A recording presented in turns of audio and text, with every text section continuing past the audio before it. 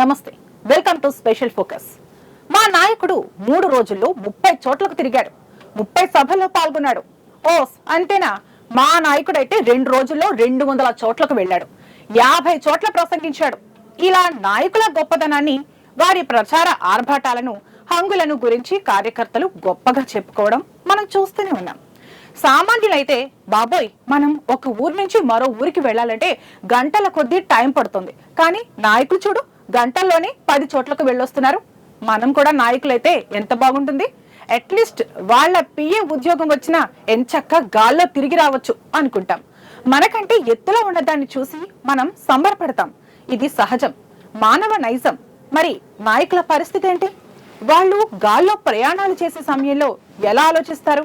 ప్రయాణం ప్రారంభించే ముందు వారి మానసిక పరిస్థితి ఎలా ఉంటుంది? ప్రయాణం సమయంలో ఎలా ఉంటుంది? సేఫ్ గా ల్యాండ్ అయినప్పుడు ఎలా ఉంటారు? ఈ విషయాలు దాదాపుగా ఎవరికి తెలియవు. ఎందుకంటే 100 మందిని ముందుండి నడిపించేవాడే నాయకుడు. అలాంటి నాయకుడు గాలిలో ప్రయాణం చేయాలి అంటే భయపడితే ప్రజలను ఎలా నడిపిస్తారు? వారికి మార్గదర్శకులుగా ఎలా మారుతారు? రాజకీయాలను ఎలా శాసిస్తారు? ఎలా పాలిస్తారు అనే ప్రశ్నలు తలెత్తుతాయి. అందుకే ఆ ఛాన్స్ ఎవ్వరికి ఇవ్వరు. ఎక్కువ దూరం ప్రయాణం చేయాలంటే, ఢిల్లీ నుంచి హైదరాబాద్ లేదా ముంబై ఇలాంటి చోటుకు రావాలంటే విమానాలను వినియోగిస్తారు. అదే తక్కువ దూరం ప్రయాణం చేయడానికి హెలికాప్టర్లు వినియోగిస్తారు. ప్రైమ్ మినిస్టర్ హోదాలో ఉన్న వ్యక్తులు ప్రయాణించడానికి ఆర్మీ హెలికాప్టర్లు వినియోగిస్తారు. ఎలాంటి పరిస్థితుల్లోనైనా ఇవి ప్రయాణం చేస్తాయి. ఎలాంటి విపత్కర పరిస్థితులను కూడా తట్టుకోగలుగుతాయి. దాడుల నుంచి రక్షించే వ్యవస్థ ఇందులో ఉంటుంది. కాబట్టి ప్రధాని స్థాయి వ్యక్తులకు ప్రమాదాల గురించి పెద్దగా ఆలోచించరు. కేంద్రం వేరు, రాష్ట్రం వేరు. రాష్ట్రాల్లో పరిపాలన సాగించే వ్యక్తులు ప్రయాణం చేసేందుకు కూడా హెలికాప్టర్లు అందుబాటులో ఉంటాయి. రాష్ట్ర ప్రభుత్వాలు వీటిని సమకూర్చుకుంటాయి. వీటి నిర్వహణ, ప్రయాణం సమయంలో తీసుకోవాల్సిన జాగ్రత్తలు, అత్యవసర పరిస్థితులు ఎదురైతే ఏం చేయాలి తదితర విషయాలను రాష్ట్ర ప్రభుత్వంలో పనిచేస్తున్న కల్నల్ స్థాయి అధికారి చూసుకుంటాడు. ఎయిర్ ఫోర్స్, ఆర్మీలో పనిచేసిన సీనియర్ ఉద్యోగులను ఈ పదవిలో నియమిస్తారు. అయినప్పటికీ హెలికాప్టర్ ప్రమాదాలు జరుగుతూనే ఉన్నాయి. ఉన్నత స్థాయి అధికారులు ప్రయాణిస్తున్న హెలికాప్టర్లు కూలిపోవడానికి కారణాలేంటి అన్నది ఇప్పటి వరకు మిస్టరీగానే మిగిలిపోయాయి.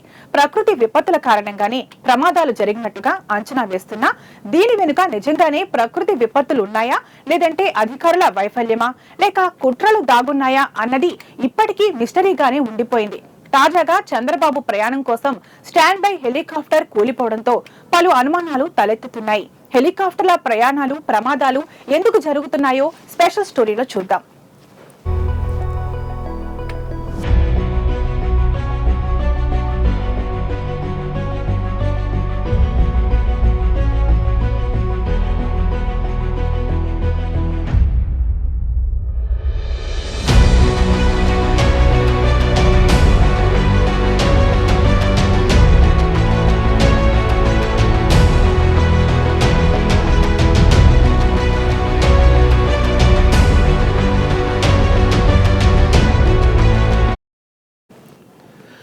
తక్కువ దూరాన్ని ఎక్కువ వేగంతో చేరుకునేందుకు హెలికాప్టర్లను వినియోగిస్తుంటారు.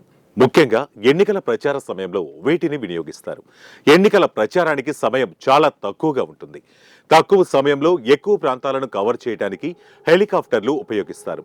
ఇటీవల కాలంలో హెలికాప్టర్లు తరచుగా ప్రమాదాలకు గురవుతున్నాయి. దీనికి అనేక కారణాలు ఉండొచ్చు. వర్షం, మంచు, అయస్కాంత తుఫానులు వంటి ప్రతికూల వాతావరణ పరిస్థితుల్లో హెలికాప్టర్లను నియంత్రించడం చాలా కష్టం. అదేవిధంగా హెలికాప్టర్లలోని ఇంజిన్, రోటార్లు, ఇతర యంత్రాల్లో లోపాలు ఏర్పడితే ప్రమాదాలు జరిగే అవకాశం ఉంటుంది.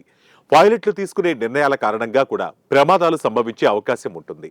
ఇంధన వ్యవస్థలో లోపాలు ఏర్పడితే హెలికాప్టర్ కూలిపోయే అవకాశం ఉంటుంది. అంతేకాదు, పర్వతాలు, అడవులపై నుంచి ప్రయాణాలు అత్యంత ప్రమాదకరమని చెప్పాలి. సాధారణ హెలికాప్టర్లు పర్వత ప్రాంతాల్లో, అడవులపై నుంచి ప్రయాణాలు చేసేందుకు అనుమతించరు. భద్రతా నియమాలను తప్పనిసరిగా పాటించాలి. నియమాలను ఉల్లంఘించిన సమయంలోనూ ప్రమాదాలు సంభవించే అవకాశం ఉంటుంది. హెలికాప్టర్ల ప్రమాదాలను నియంత్రించాలంటే కొన్ని చర్యలను తప్పకుండా తీసుకోవాలి. ఇందులో భాగంగా హెలికాప్టర్లలో ఎప్పటికప్పుడు నూతన సాంకేతిక పరిజ్ఞానాన్ని ఉపయోగించాలి. తద్వారా ప్రమాదాలను తగ్గించవచ్చు. నూతన టెక్నాలజీకి అనుగుణంగా పైలట్లకు శిక్షణ ఇస్తుండాలి. తరచూ హెలికాప్టర్లను తనిఖీ చేయాలి. యంత్రాంగంలో లోపాలుంటే ముందుగా గుర్తించి సరిచేసుకునేందుకు అవకాశం ఉంటుంది. భద్రతా నియమాలను ఖచ్చితంగా పాటించాలి. వాతావరణ పరిస్థితులను అంచనా వేయగల అధికార యంత్రాంగం ఉండాలి.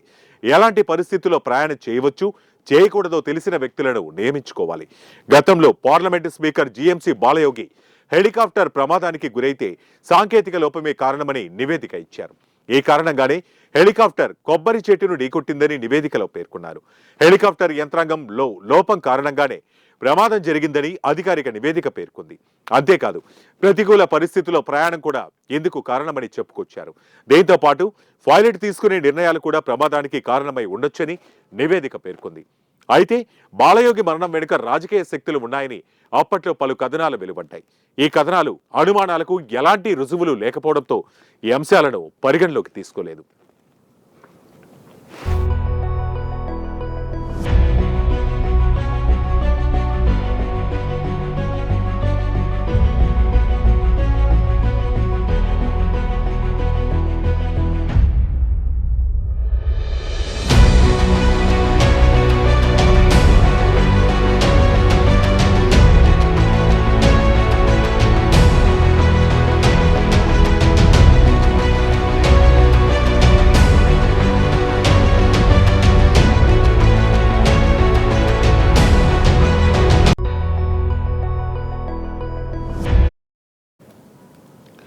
బాలయోగి తర్వాత హెలికాప్టర్ ప్రమాదంలో మరణించిన ఉమ్మడి ఆంధ్రప్రదేశ్ ముఖ్యమంత్రి వైఎస్ రాజశేఖర రెడ్డి రచ్చబండ కార్యక్రమంలో పాల్గొనేందుకు హైదరాబాద్ నుంచి బయలుదేరి వెళ్తుండగా నల్లమల అడవుల్లో హెలికాప్టర్ ప్రమాదానికి గురై మరణించారు.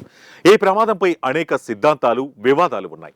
వైఎస్ మరణంపై అధికారిక నివేదికల ప్రకారం హెలికాప్టర్ ప్రమాదం జరిగిన ప్రాంతంలో మంచు ఎక్కువగా ఉందని, ఫలితంగా ఎదురుగా ఏముందో కనిపించకుండా పోయిందని, ఇలాంటి ప్రతికూల పరిస్థితుల కారణంగానే హెలికాప్టర్ ప్రమాదం జరిగినట్లు అధికారులు తెలిపారు. అంతేకాదు, హెలికాప్టర్ యంత్రాంగంలో కూడా లోపాలు ఉన్నాయని, వాటిని గుర్తించడంలో అధికారులు విఫలమైనట్లు కొందరు అనుమానాలు వ్యక్తం చేశారు. ప్రతికూల పరిస్థితులను అంచనా వేస్తూ హెలికాప్టర్లను నడపాలి. మంచు ఎక్కువగా ఉంటే వెనక్కి రావటమో లేదంటే ఏటీఆర్ను సంప్రదించి ఎత్తు పెంచుకోవటమో చేయాలి. కానీ రాజశేఖర రెడ్డి ప్రయాణంలో ఇలాంటివి జరగలేదని తెలుస్తోంది. రాజశేఖర రెడ్డి హెలికాప్టర్ ప్రమాదం వెనుక రాజకీయ కుట్రలు ఉన్నాయని కూడా వార్తలొచ్చాయి. కానీ అధికారిక నివేదికలో ఇలాంటి విషయాలేవీ పేర్కొనకపోవడంపై ఆయన అభిమానులు ఆగ్రహం వ్యక్తం చేశారు. అయితే ప్రమాదానికి సంబంధించిన సాక్ష్యాలు లేకపోవడం కూడా, ప్రమాదాలపై ఖచ్చితమైన నిజాలు బయటకు రావటం లేదు. ప్రభుత్వాధినేతలు ప్రయాణిస్తున్న హెలికాప్టర్లు ప్రమాదాలకు గురవుతుండటం ఎప్పటికీ మిస్టరీగానే ఉండిపోతున్నాయి. తగిన ఆధారాలు లేకపోవటమే దేనికి కారణంగా చెప్పొచ్చు. తాజాగా ఆంధ్రప్రదేశ్ ముఖ్యమంత్రి చంద్రబాబు నాయుడు ప్రయాణాల్లో స్టాండ్ బై కోసం అద్దెకు తీసుకున్న హెలికాప్టర్ పూణే నుంచి వస్తుండగా ప్రతికూల వాతావరణ పరిస్థితుల మధ్య కుప్పకూలిపోయింది. ప్రమాదం జరిగిన సమయంలో ఈ హెలికాప్టర్ తక్కువ ఎత్తులోనే ప్రయాణిస్తుంది. తక్కువ ఎత్తు నుంచి కూలిపోయినా హెలికాప్టర్ పూర్తిగా ధ్వంసం కావడంపై పలు అనుమానాలు వ్యక్తమవుతున్నాయి. ప్రభుత్వాధినేతలు ప్రయాణించే హెలికాప్టర్లు, స్టాండ్ బై హెలికాప్టర్ల విషయంలో కొన్ని నిర్దిష్టమైన నియమాలున్నాయి. హెలికాప్టర్ల వయసు 10 సంవత్సరాల లోపే ఉండాలి. ఎప్పటికప్పుడు సర్వీసులు చేయిస్తూ భద్రతా నియమాలను పాటిస్తుండాలి. వాతావరణాన్ని అంచనా వేయగల టెక్నాలజీ హెలికాప్టర్లో ఉండాలి. ప్రమాదం జరిగినప్పుడు దాని నుంచి బయటగల సామర్థ్యం హెలికాప్టర్లో ఉండాలి. కానీ ముంబై నుంచి విజయవాడకు తీసుకొస్తున్న ఈ హెలికాప్టర్లో ఎలాంటి భద్రతను పాటించే వ్యవస్థ ఉందో బయటకు రాలేదు. ఇక ఈ హెలికాప్టర్ను ఏవియేషన్ అధికారులు చంద్రబాబు పర్యటనల కోసం స్టాండ్ బైలో ఉంచడం కోసం తీసుకొస్తుండగా ప్రమాదం జరిగింది.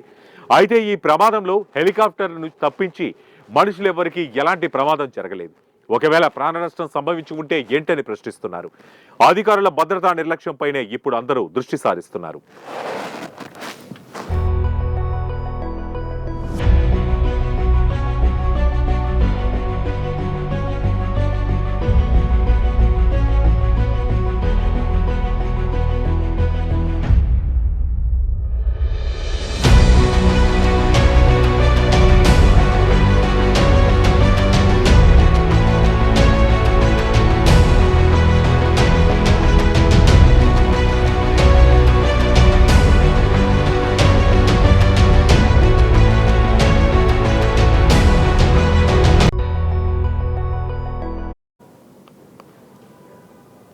Z+ కేటగిరీ భద్రత ఉన్న చంద్రబాబు ప్రయాణించే వాహనాలను 1కి 4 సార్లు చెక్ చేస్తారు.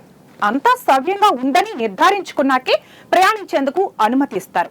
స్టాండ్ బై కోసం తెస్తున్న హెలికాప్టర్ ప్రమాదానికి గురి కావడంతో పలు అనుమానాలు కలుగుతున్నాయి. ప్రస్తుతం గత వైసీపీ ప్రభుత్వం అద్దెకు తీసుకున్న హెలికాప్టర్ ను చంద్రబాబు వాడుతున్నారు. 1000 గంటల ప్రయాణం తర్వాత హెలికాప్టర్ ను సర్వీస్ చేయిస్తారు. ప్రయాణాల కోసం వినియోగించే హెలికాప్టర్ ను సర్వీస్ కోసం జిఎంఆర్ సంస్థ ముంబైకు పంపింది. ఈ సర్వీస్ పూర్తి కాకముందే మరో హెలికాప్టర్ ను ఏపీకి పంపించారు. గ్లోబల్ వెక్చా సంస్థకు చెందిన VT GVI AW 139 2008 model helicopter ను అద్దెకు తీసుకున్నారు. నవంబర్ 24న ఈ హెలికాప్టర్ విజయవాడకు రావాలి. అయితే ఈ హెలికాప్టర్ ను ముంబై నుంచి పూణేకు పంపుతున్న సమయంలో కూలిపోవడం అందరినీ ఆశ్చర్యానికి గురిచేసింది. ఏవియేషన్ పై అవగాహన లేని అధికారులను ఏవియేషన్ విధులు నిర్వహించేందుకు అనుమతులు ఇవ్వడంతోనే ఇలా జరిగిందని ప్రాథమిక అంచనా వేస్తున్నారు. ఏవియేషన్ ఎయిర్ ఫోర్స్ లో పనిచేసిన అనుభవం ఉన్న కల్నల్ స్థాయి అధికారులకు అప్పగించాలనే డిమాండ్ వస్తుంది. మరి దీనిపై ప్రభుత్వాలు ఎలాంటి చర్యలు తీసుకుంటాయో చూడాలి.